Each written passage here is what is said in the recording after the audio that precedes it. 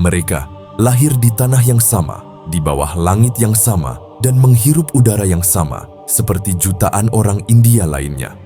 Namun, sejak napas pertama, hidup mereka telah diberi batas, tidak seperti manusia merdeka. Mereka diajari untuk menunduk sebelum sempat menatap dunia. Dipaksa berjalan di tepi jalan agar tidak mengganggu mereka yang menganggap diri lebih mulia karena kasta.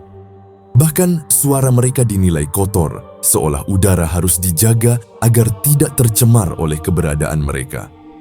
Inilah awal kehidupan kaum Dalit, bukan sebagai warga, melainkan sebagai beban yang harus dijauhkan hanya karena perbedaan kasta.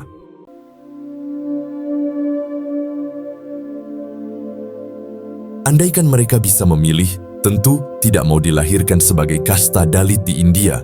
Namun, mereka harus berdamai dengan takdirnya. Setelah lahir, mereka sudah dibatasi memilih. Di desa-desa, saat di rumah ibadah, mereka tidak memiliki tempat. Sumur desa bukan untuk mereka. Bangku di ruang publik juga bukan untuk mereka. Di bawah atap yang sama, mereka tetap dipisahkan. Jika berani melawan, hukuman sosial segera datang. Hinaan, pengucilan, dan bahkan kekerasan fisik. Jika seorang anak Dalit berani bermimpi, maka akan memastikan mimpi itu patah sebelum tumbuh. Perempuan Dalit menanggung beban paling berat. Tubuh mereka bukan hanya dikucilkan, tetapi juga dianggap bebas dinistakan, seolah martabat tidak pernah melekat pada diri mereka.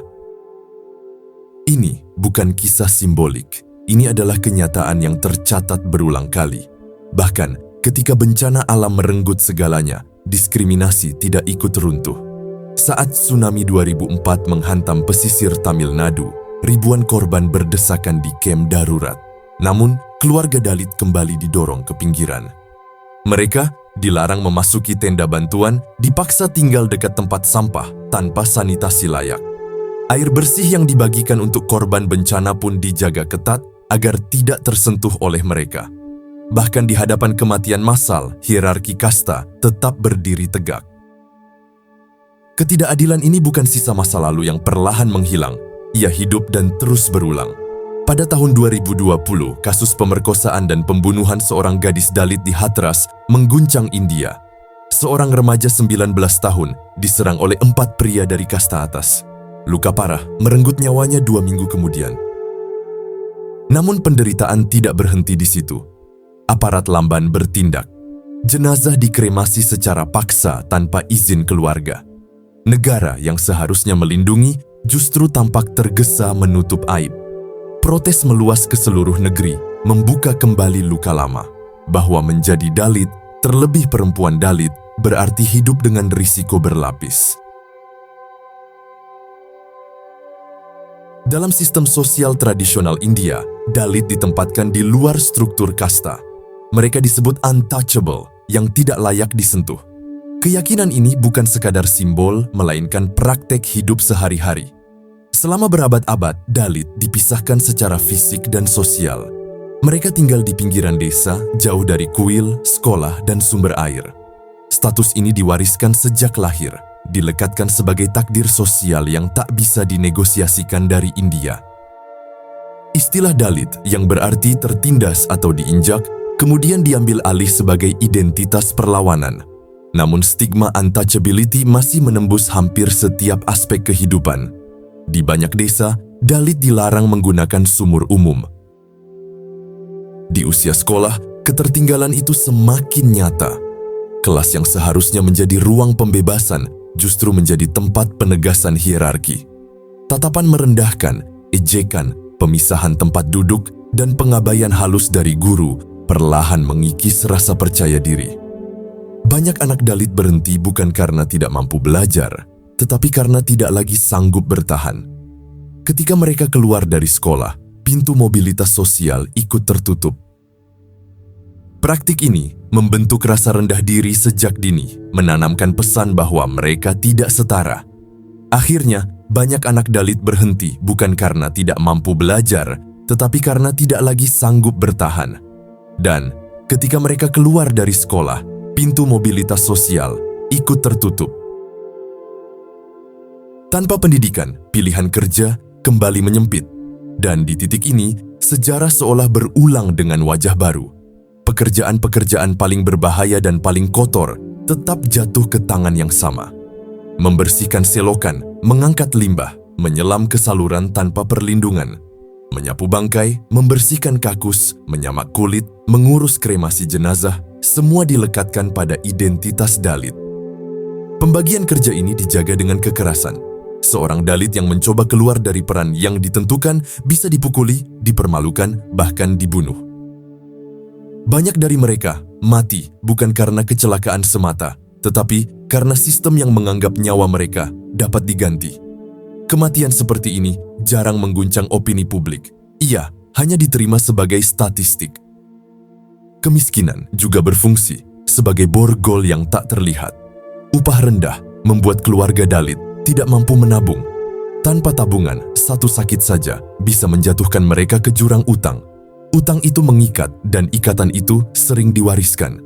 Anak-anak mewarisi bukan hanya atas nama keluarga, tetapi juga sebagai beban finansial yang menutup masa depan mereka sebelum sempat dimulai. Diskriminasi kasta kemudian menjelma menjadi kemiskinan struktural. Mayoritas Dalit tinggal di pedesaan sebagai buruh tani tanpa lahan. Mereka dilarang memiliki tanah, karena tanah bergantung pada tuan tanah kasta atas. Akhirnya, mereka terjerat utang secara turun-temurun. Meski perbudakan utang sudah dilarang sejak 1976, praktik ini masih hidup. Masalahnya, utang diwariskan lintas generasi, disebabkan upah rendah dan bunga mencekik. Sekitar 90% buruh yang berutang di India berasal dari komunitas Dalit dan Adivasi. Angka-angka memperjelas ketimpangan ini. Hampir sepertiga populasi Dalit hidup dalam kemiskinan multidimensi. Mereka menyumbang porsi besar penduduk miskin nasional meski jumlahnya tidak sebanding. Akses air bersih, sanitasi, dan layanan kesehatan masih jauh tertinggal. Lebih dari separuh anak Dalit mengalami stunting akibat malnutrisi kronis. Angka kematian balita lebih tinggi dibanding rata-rata nasional. Di pedesaan, konflik atas tanah dan sumber daya meningkat. Ketika nilai tanah naik, posisi Dalit sebagai buruh tanpa hak kepemilikan menjadi semakin rapuh. Mereka mudah digusur, mudah disalahkan, dan mudah dikorbankan ketika ketegangan sosial memuncak. Kekerasan berbasis kasta sering meledak justru di momen perubahan ekonomi, saat struktur lama merasa terancam. Di kota-kota besar, sebagian Dalit mencoba melarikan diri dari stigma desa. Namun, kota tidak selalu memberi pembebasan. Diskriminasi berubah ke bentuk yang lain menjadi lebih halus, tetapi tetap ada. Nama belakang, alamat, dan logat masih bisa membuka identitas kasta. Di tempat kerja, promosi pun melambat. Di pasar perumahan, akses menyempit. Mobilitas sosial terhambat oleh tembok yang jarang diakui, tetapi nyata dirasakan. Di bidang politik, representasi formal memang meningkat melalui kebijakan kuota. Dalit pernah menduduki jabatan tertinggi negara. Namun, kekuasaan substantif tetap didominasi elit kasta atas. Akhirnya, Dalit sering diperlakukan sebagai lumbung suara, bukan subjek kebijakan. Upaya membangun kekuatan politik mandiri juga menghadapi hambatan struktural yang berat.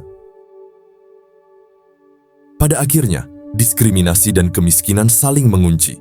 Diskriminasi membatasi akses, kemiskinan memperkuat stigma, dan hanya menjadi lumbung suara. Anak-anak Dalit mewarisi posisi sosial orang tuanya, tumbuh dalam kekurangan, lalu kembali terjebak dalam struktur yang sama. Sistem kasta bekerja bukan dengan satu kekerasan besar, melainkan dengan ribuan pembatasan kecil yang konsisten. Boleh dirasa, jika potret Dalit hari ini adalah potret penindasan yang dilembagakan. Ia bukan sekadar sisa masa lalu, melainkan sistem yang terus diperbarui oleh kebiasaan, ketakutan, dan pembiaran. Selama diskriminasi dianggap sebagai tradisi dan kemiskinan dianggap sebagai nasib, maka bagi banyak Dalit, kehidupan akan tetap dimulai dan diakhiri di tempat yang sama. Di bawah, jauh dari janji kesetaraan yang terus diucapkan tetapi jarang ditegakkan. Di hadapan semua ini, negara sering tampil seolah sudah melakukan cukup. Konstitusi di India dengan tegas melarang diskriminasi berbasis kasta. Undang-undang telah ditulis, pasal-pasal telah disahkan, dan pidato-pidato tentang kesetaraan diucapkan berulang kali. Namun bagi kaum Dalit, hukum seringkali terasa seperti dinding kaca. Terlihat dekat, tetapi sulit disentuh. Di atas kertas, mereka setara. Di lapangan, mereka tetap sendiri.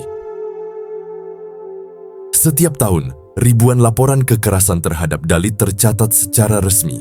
Namun angka itu hanyalah puncak dari gunung es. Banyak kasus tidak pernah sampai ke kantor polisi karena korban takut. Takut pada pelaku, takut pada aparat, takut pada konsekuensi sosial yang lebih brutal daripada kejahatan itu sendiri. Di desa-desa, melapor berarti menantang tatanan. Dan menantang tatanan bagi Dalit sering berarti mengundang pembalasan. Ketika keadilan gagal hadir, kekerasan menjadi pesan. Pesan tentang batas yang tidak boleh dilanggar, tentang siapa yang boleh berdiri tegak dan siapa yang harus terus menunduk. Pesan ini diwariskan bukan lewat buku pelajaran, melainkan lewat luka. Anak-anak Dalit tumbuh dengan menyaksikan orang tua mereka dihina, dipukul, atau diperas. Mereka belajar lebih cepat daripada yang seharusnya, bahwa dunia tidak netral terhadap mereka. Lingkaran itu semakin mengencang ketika kita melihat tubuh mereka. Bukan hanya martabat yang dirampas, tetapi juga kesehatan. Banyak komunitas Dalit hidup di lingkungan dengan sanitasi buruk, air tercemar, dan layanan kesehatan minim. Penyakit yang sebenarnya bisa dicegah menjadi penyakit yang diturunkan. Anak-anak Dalit lebih sering mengalami gizi buruk, lebih sering sakit, dan lebih sering meninggal sebelum sempat tumbuh. Tubuh mereka telah menyimpan arsip ketidakadilan yang tidak tertulis. Yang paling mengkhawatirkan adalah normalisasi semua ini. Diskriminasi tidak lagi selalu diperdebatkan sebagai persoalan moral, tetapi justru diterima sebagai kenyataan sosial yang rumit. Bahasa kompromi menggantikan bahasa keadilan. Dalit diminta bersabar, menunggu perubahan bertahap, sambil tetap menanggung beban paling berat dari sistem yang tidak mereka ciptakan.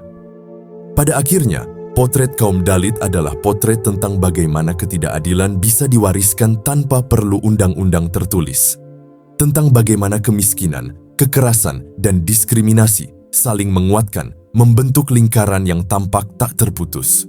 Selama sistem ini dibiarkan bekerja seperti biasa, setiap anak Dalit yang lahir tidak hanya mewarisi kehidupan, tetapi juga batas-batasnya.